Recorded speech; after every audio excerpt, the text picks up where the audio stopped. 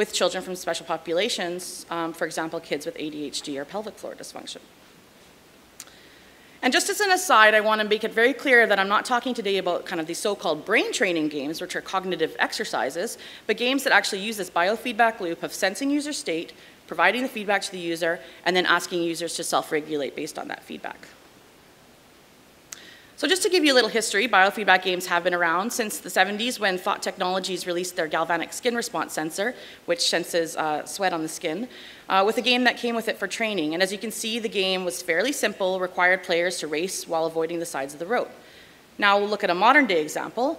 This is a sensor proposed by Ubisoft called the Energy. This is the game company, the game studio that produced the Assassin's Creed series and the Far Cry brand. These are very, popular commercial games. And this is the game that they proposed to ship with it. So you can see there's a little more color and a little better aliasing in the graphics, but the mechanic is essentially the same. So in 40 years, biofeedback game mechanics really haven't come that far. And this just highlights some of the problems that we have with creating good biofeedback games. So first of all, each biofeedback game is a custom creation, which is really expensive and time-consuming. Choosing to play off-the-shelf commercial games as biofeedback games at this point is just simply not possible.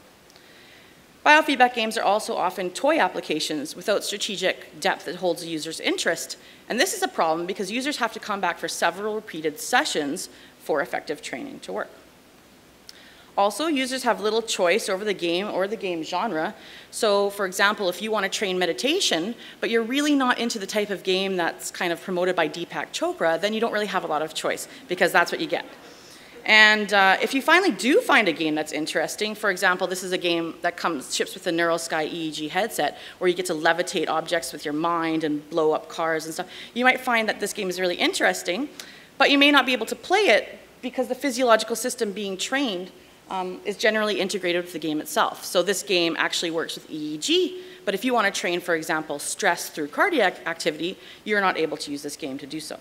So those are the 4 major problems of biofeedback games that we were addressing in our study, in our system.